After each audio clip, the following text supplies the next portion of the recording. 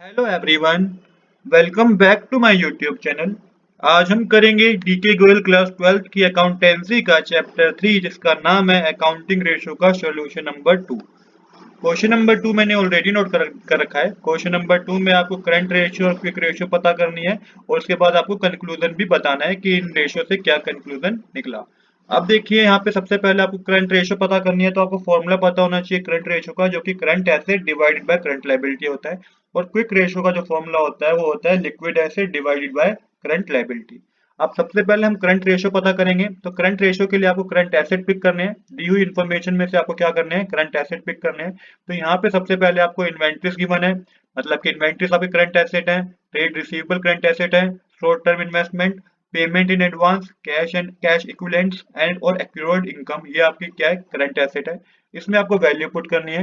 Value में inventory में आपके पास आएगा 2,50,000, ट्रेड रिसीवेबल में आएगा 1,30,000, शॉर्ट टर्म इन्वेस्टमेंट में 30,000 का अमाउंट दे रखा है, पेमेंट इन एडवांस 20,000 की है, कैश एंड कैश इक्विवेलेंट्स में आपके पास 40,000 आएगा और एक्योर्ड इनकम 10,000 रुपीज की है। तो ये करंट एसेट जो आपके पास टोटल होंगे वो होंगे आपके पास 4,80,000 रुपीज के।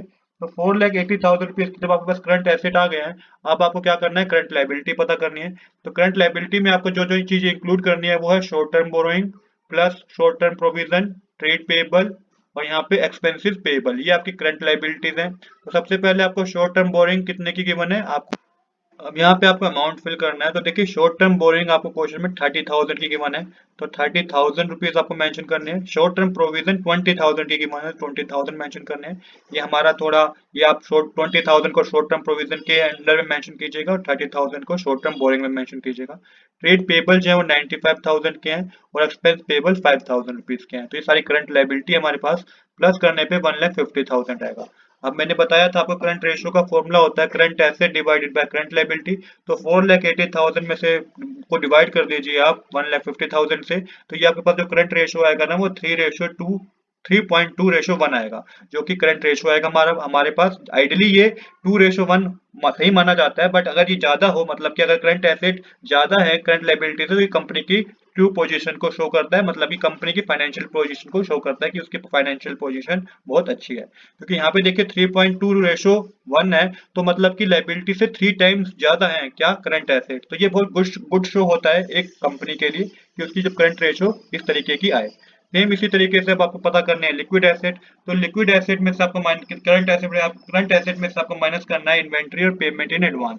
लिक्विड एसेट में से क्यों आपको इन्वेंट्री और पेमेंट इन एडवांस माइनस करना होता है, क्योंकि इन्वेंट्री को कन्वर्ट करने के लिए कैश में कुछ ज्यादा टाइम लगता है, जबकि हम क्विक रेशो इसलिए पता करते हैं कि हमें ये जानना होता है अगर बाय चांस कंपनी आज की आज बंद हो रही है तो क्या उसकी वो पोजीशन है कि वो अपनी सारी लायबिलिटी को पे कर सके। तो यहाँ पे इसलिए आपको इन्वेंट्री और पेमेंट इन एडवांस को करंट एसेट में से माइनस करना है, तो ये आपको लिक्विड एसेट पता चलेंगे।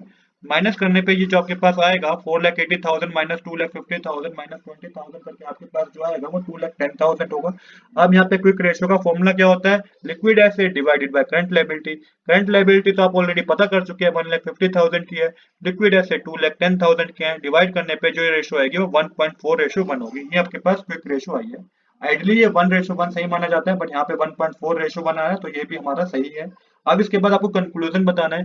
कंक्लूजन किस तरीके से पता चले लिखना है आपको, देखिए आप यहाँ पे मेंशन करेंगे the short term financial position of a company is quite satisfactory because its current ratio is 3:2:1, which is more than the ideal current ratio 2:1.